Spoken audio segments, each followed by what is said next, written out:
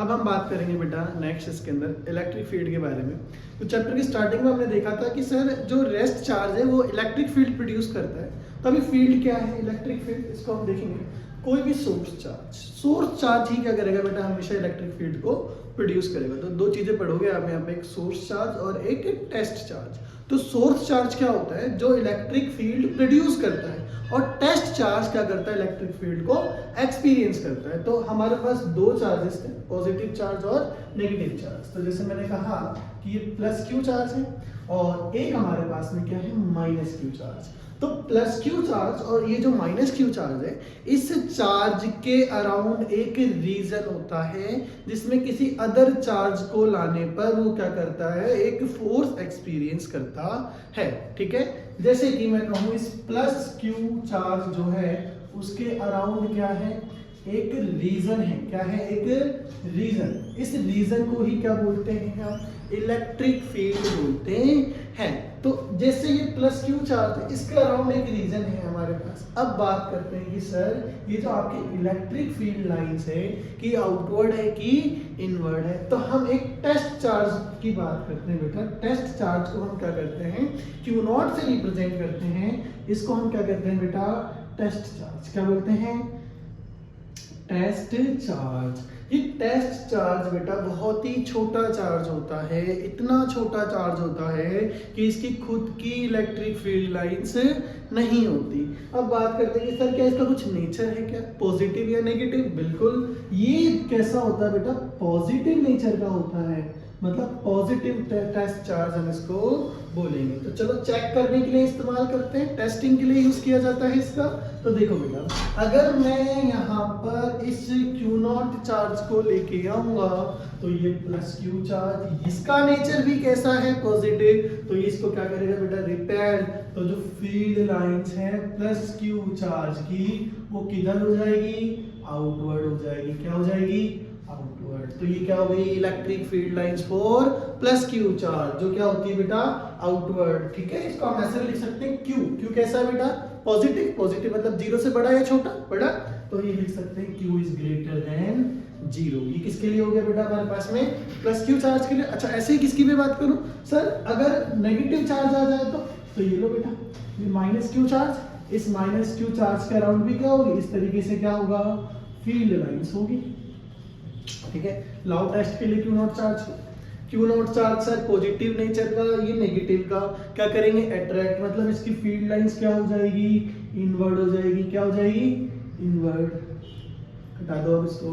तो the electric field lines for plus q charge is radially outward and for minus q charge the electric field lines are inward। तो ये क्या आ गया हमारे पास में, electric field lines for plus Q charge है, माइनस क्यू चार्ज। इसको हम ऐसे भी लिख सकते हैं, q is less than zero. Less than zero मतलब वैल्यू कैसी हो गई, नेगेटिव होगी। कैसी होगी, नेगेटिव। तो ये क्वेश्चन रहता है एग्जाम में, पूछ लिया जाता है कि सिंगल प्लस क्यू चार्ज या सिंगल माइनस क्यू चार्ज के लिए आप क्या बताइए, इलेक्ट्रिक फील्ड लाइंस ड्रॉ करिए। अब जो ये इलेक्ट्रिक फील्ड है बेटा, इसको हम पढ़ते हैं एक मैथमेटिकल फॉर्म में, जिसको बोलते हैं इंटेंसिटी ऑफ इलेक्ट्रिक फील्ड। तो हम बात करते हैं नेक्स्ट,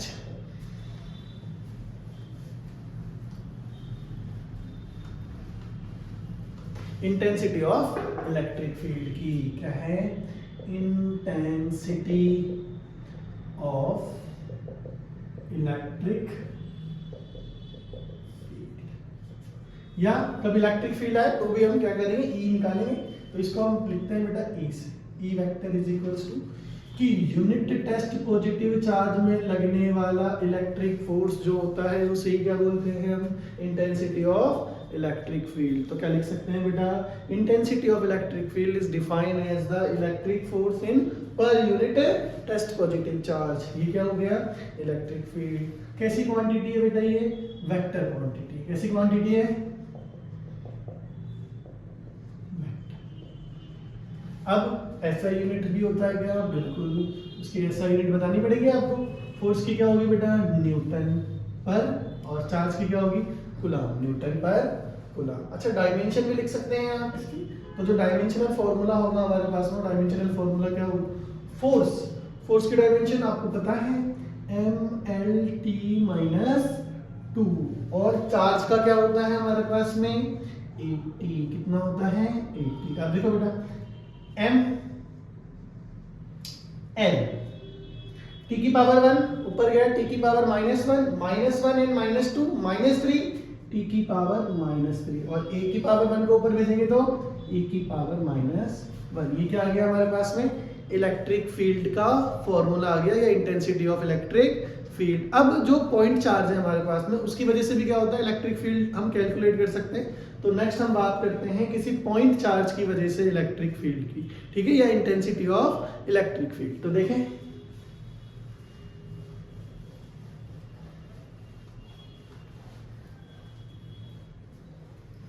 तो पॉइंट चार्ज की वजह से इलेक्ट्रिक फील्ड या intensity of electric field due two point charge, ठीक है। अब जैसे सपोज किया मेरे पास में कोई प्लस क्यू चार्ज है, ये हमारे पास में क्या हो गया प्लस क्यू चार्ज, इसके लिए फील्ड लाइंस हमारे पास में क्या होगा, आउटवर्ड, फील्ड लाइंस क्या होगी हमारे पास में, आउटवर्ड, ठीक है। अब बेटा इलेक्ट्रिक फील्ड हमेशा किसी न किसी पॉइंट पर आपको कंसीडर करना है और वो पॉइंट हम स्मॉल आर डिस्टेंस पे कंसीडर करते हैं। इस प्लस क्यू चार्ज से स्मॉल आर डिस्टेंस पर हमारे पास में कोई पॉइंट पी है जहां पर आपको क्या करना है, इलेक्ट्रिक फील्ड कैलकुलेट करना है। तो यहाँ पर हमने कहा कि हमें इलेक्ट्रिक फील्ड ई वेक्टर की वैल्यू कैलकुलेट करनी है इस पॉइंट पी। दोनों के बीच की जो डिस्टेंस है वो क्या है हमारे पास में, स्मॉल आर है। चलो ये प्लस क्यू चार्ज, अब हम कंसीडर क्या करते हैं, एक चार्ज कंसीडर करते हैं। वो चार्ज कौन सा होगा पता है आपको, टेस्टिंग के लिए क्या इस्तेमाल करते हैं, क्यू नॉट। तो इस पॉइंट पी पर हमने क्यू नॉट चार्ज क्या कर लिया, कंसीडर कर लिया। अभी क्यू नॉट बेटा जो इस पर फोर्स लगाएगा वो किधर लगाएगा, आउटवर्ड डायरेक्शन में रिपेल करेगा ना इसको, तो एफ जो होगा आपका इधर। तो प्लस क्यू चार्ज के लिए फोर्स और इलेक्ट्रिक फील्ड की जो डायरेक्शन होती है वो क्या होती है बेटा, एक ही होती है। क्लियर है, जो फोर्स और इलेक्ट्रिक फील्ड दोनों एक ही डायरेक्शन में होते हैं, किसके लिए, प्लस क्यू चार्ज के लिए। अब इन दोनों के बीच में फोर्स लग रहा है बेटा, तो इलेक्ट्रिक फोर्स एफ वेक्टर कितना हो गया हमारे पास में, के Q1 Q2, Q1 की जगह Q, Q2 की जगह कितना है बेटा, Q नॉट अपॉन में आर स्क्वायर, मतलब दोनों के बीच की डिस्टेंस स्मॉल आर स्क्वायर। अब इलेक्ट्रिक फील्ड हमने क्या पढ़ा sir, E vector is equals to F vector upon में Q नॉट। क्लियर है। अब एफ वेक्टर सर आपने यहाँ वेक्टर फॉर्म में लिखा है, तो यहाँ पर आपको क्या करना पड़ेगा, यहाँ पर यूनिट वेक्टर दिखाना पड़ेगा आपको। तो यूनिट वेक्टर हमारे पास में क्या हो जाएगा, आर वेक्टर के लिए यूनिट वेक्टर क्या होगा हमारे पास में, आर कैप होगा। क्या होगा यूनिट वेक्टर, आर कैप। देखो बेटा ये जो एफ इस डायरेक्शन के अंदर है हमारे पास में, और आर की भी डायरेक्शन क्या होगी, अलोंग द एफ। जो डायरेक्शन में एफ है उसी डायरेक्शन में हमारे पास में आर होगा। तो ये हमारे पास में क्या आ गई, डायरेक्शन आर कैप। तो यहाँ वैल्यू को रिप्लेस कर दो, एफ की वैल्यू कितनी है बेटा, के क्यू नॉट अपॉन में R square into R cap, upon में क्या है, क्यू नॉट से क्यू नॉट कैंसिल। तो ये कितना आ गया हमारे पास में, E vector is equals to K मतलब 1/4 पाई एप्सिलॉन नॉट और q बाय आर स्क्वायर और आर कैप। अगर क्या लिखें इसका मैग्नीट्यूड लिखेंगे तो इसका magnitude E is equals to 1/4 pi epsilon naught q by R square या kq बाय आर स्क्वायर। ये किसका आ गया बेटा, मैग्नीट्यूड आ गया। ठीक है। अगर इसी में अगर माइनस क्यू चार्ज आ जाता तो माइनस क्यू के लिए क्या होता है बेटा, हमारे पास में जो ये एफ है इसकी डायरेक्शन क्या हो जाती, इससे अपोजिट हो जाती। तो जो माइनस क्यू चार्ज होगा हमारे पास में उसके लिए जो फोर्स की डायरेक्शन होगी वो क्या होगी हमारे पास में, अपोजिट होगी इलेक्ट्रिक फील्ड से। तो for minus Q charge the direction of E and F R opposite. क्या हो जाएगी, अपोजिट। अपोजिट होगी तो बेटा यहाँ पर हमारे पास आर कैप क्या आएगा बेटा, माइनस में, और माइनस क्यू चार्ज तो माइनस से माइनस कैंसिल, देन वापस से एक टर्म आ जाएगी और फॉर्मूला आपके पास में सेम आ जाएगा। तो फॉर अगर हम सिमिलरली किसकी बात करें बेटा, फॉर माइनस क्यू चार्ज, तो माइनस क्यू चार्ज में माइनस नहीं आएगा बेटा, ठीक है, सेम, क्योंकि माइनस कैंसिल हो रहा है उधर। तो ये ई कितना हो जाएगा, माइनस क्यू के लिए भी सेम फॉर्मूला होता है 1/4 pi epsilon naught q by R square. ये किसके लिए आ गया हमारे पास में, माइनस क्यू चार्ज के लिए। ठीक है। अब बात करें सर सिस्टम ऑफ चार्जेस, तो हाँ सिस्टम ऑफ चार्जेस में भी क्या होगा बेटा, हम क्या कर सकते हैं, इलेक्ट्रिक फील्ड को कैलकुलेट कर सकते हैं। ठीक वैसे ही जैसे अभी हमने किसमें करा था, फोर्स में करा था, वही प्रिंसिपल ऑफ सुपरपोजिशन वहां पे लग रहा था और प्रिंसिपल ऑफ सुपरपोजिशन यहाँ पर भी लगेगा। तो अगर हम मल्टीपल चार्जेस की बात करें तो उसके लिए भी हम क्या कर सकते हैं, इलेक्ट्रिक फील्ड को कैलकुलेट कर सकते हैं। तो चलिए मल्टीपल चार्जेस की तरफ चलते हैं। ये क्लियर है बेटा, ओके। अब electric field due to system of charges,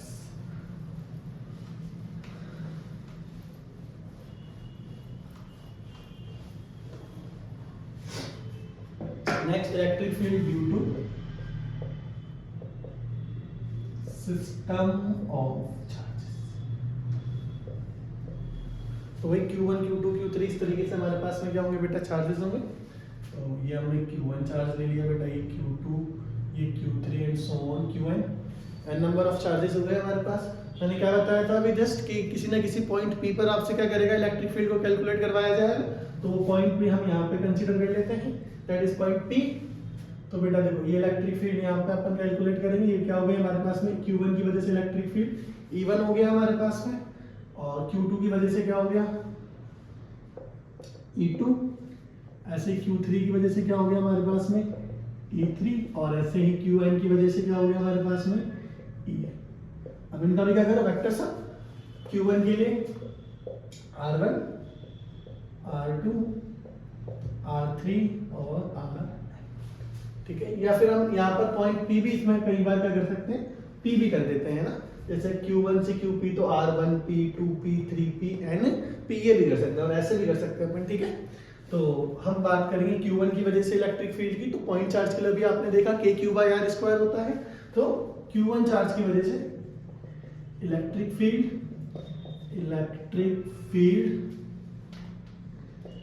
due to, किसकी वजह से निकाल रहे बेटा इलेक्ट्रिक फील्ड, Q1 की वजह से। Q1 की वजह से क्या होगा बेटा E1, ठीक है, इज इक्वल्स टू KQ/R²। तो R1 है ना इस डिस्टेंस, R1 स्क्वायर, मैग्नीट्यूड लिखेंगे R1 का स्क्वायर, और यूनिट वेक्टर कितना हो जाएगा हमारे पास में R1 का, क्लियर है। ऐसे ही फॉर Q2 के लिए कितना होगा हमारे पास में E2, KQ, ये 1 के लिए 1, 2 के लिए 2, R2 का square and R2 cap. And similarly सभी के लिए निकाल देंगे हम, कहाँ तक, n के लिए निकालेंगे। तो n के लिए कितना हो जाएगा हमारे पास में En vector is equals to KQn upon में Rn² and Rn cap, clear है बेटा। अब क्या करेंगे, वही प्रिंसिपल ऑफ सुपरपोजिशन। क्यों, E इक्वल्स टू क्या होता है, F/Q0 होता है हमारे पास में। तो प्रिंसिपल ऑफ सुपरपोजिशन इस पर भी क्या करेगा, फॉलो करेगा। तो हम बात करेंगे फ्रॉम प्रिंसिपल ऑफ सुपरपोजिशन। तो सुपरपोजिशन प्रिंसिपल लगाएंगे तो क्या होगा हमारे पास में, नेट इलेक्ट्रिक फील्ड हो जाएगा E1 vector plus E2 vector and so on, कहां तक En vector. E1 E2 En की वैल्यूज है आपके पास में, इस वैल्यूज को क्या कर दीजिए यहाँ पे रिप्लेस कर दीजिए। तो E वेक्टर कितना हो गया, what is the value of E1, KQ1 upon में R1² R1 cap plus KQ2 upon में R2² और R2 cap and so on, कहां तक प्लस KQn अपॉन में Rn² एंड Rn कैप।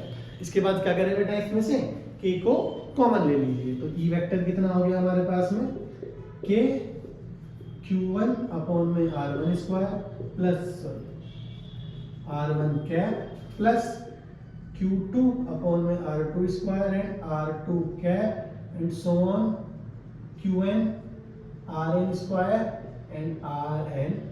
इसको आप समेशन फॉर्मेट में भी लिख सकते हैं, ये चीज क्लियर है बेटा।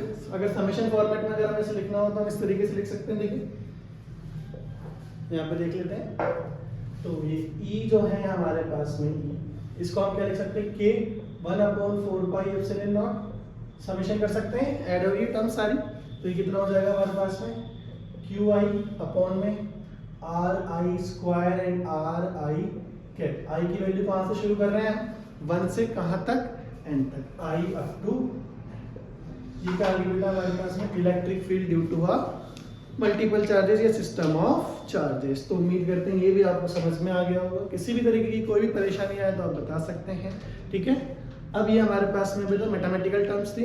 अब हम बात करते हैं बेटा इलेक्ट्रिक फील्ड लाइंस की बात करते हैं। किसकी बात करते हैं, इलेक्ट्रिक फील्ड लाइंस। इसके बाद में बेटा दो इंपॉर्टेंट टॉपिक और है जो बोर्ड में जहाँ से बहुत क्वेश्चन रह रहे हैं, जैसे डाइपोल है, गाउस लॉ है, एप्लीकेशन ऑफ गाउस लॉ है, ठीक है। डाइपोल की वजह से इलेक्ट्रिक फील्ड है। तो अब इन टॉपिक्स को पढ़ने के लिए ये इलेक्ट्रिक फील्ड बहुत इंपॉर्टेंट टॉपिक था, क्योंकि इसमें भी इलेक्ट्रिक फील्ड को ही आपको क्या करना है, कैलकुलेट करना है, ठीक है।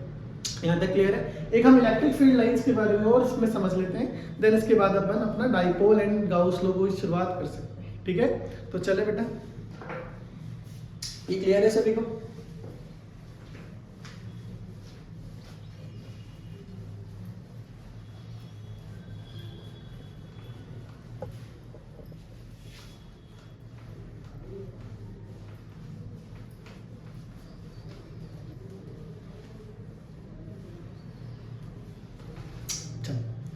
आगे चलते बेटा इलेक्ट्रिक फील्ड लाइंस के बारे में बात करते हैं।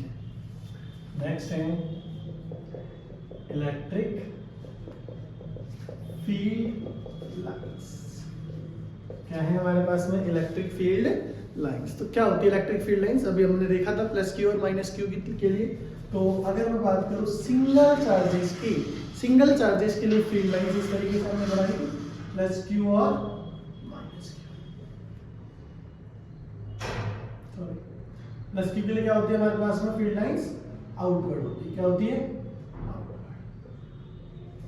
और अगर मैं माइनस क्यू चार्ज की बात करूं तो फील्ड लाइंस क्या होगी हमारे पास में? इनवर्ड होगी।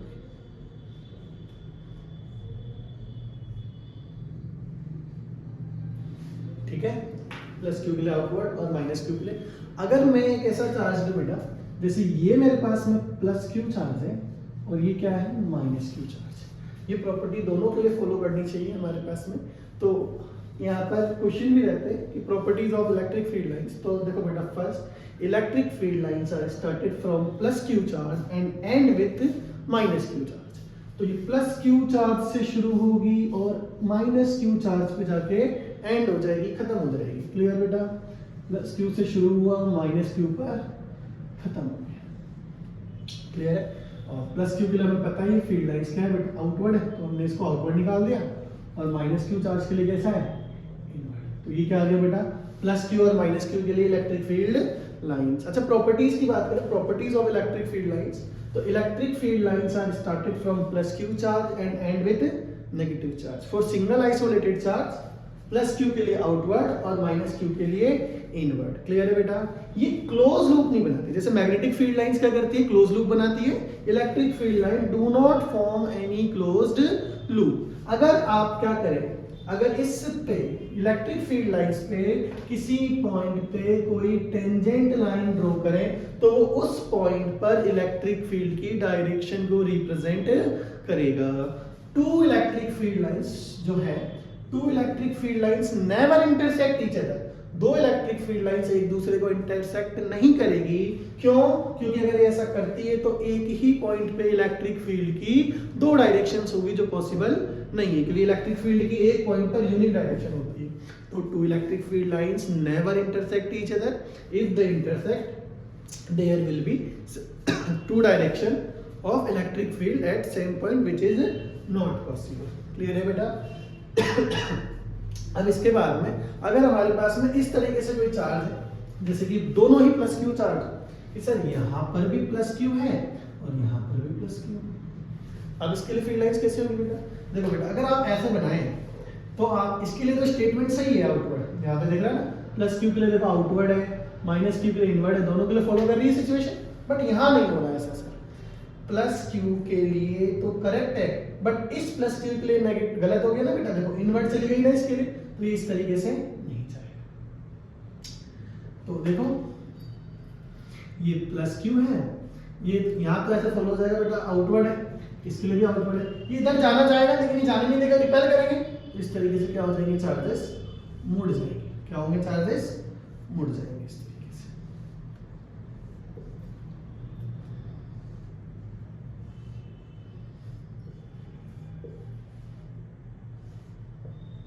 क्लियर है बेटा? ये हमारे पास में क्या है? Electric field lines. तो एग्जाम में पूछे जाते हैं single isolate, just single plus Q charge, single minus Q, for plus Q minus Q, and अगर दोनों पॉजिटिव हो तो इस तरीके से क्या बनेंगे हमारे पास में? इलेक्ट्रिक फील्ड लाइंस बनेगी बेटा। क्लियर है? यहाँ तक उम्मीद करते हैं समझ में आ गया होगा। अब आगे लेके चलेंगे चैप्टर को, और जल्दी नेक्स्ट 1 या 2 लेक्चर में और अपन क्या कर देंगे, इसको इस चैप्टर को खत्म कर देंगे। नेक्स्ट इसके बाद में एक लेक्चर आएगा जिसके अंदर जितने भी क्वेश्चंस हैं बेटा, और राजस्थान बोर्ड में जो क्वेश्चन पूछे जा रहे हैं उन क्वेश्चंस के बारे में अपन डिस्कस करेंगे। तो जुड़े रहिए हमारे साथ में, ठीक है? Best of luck for your exam.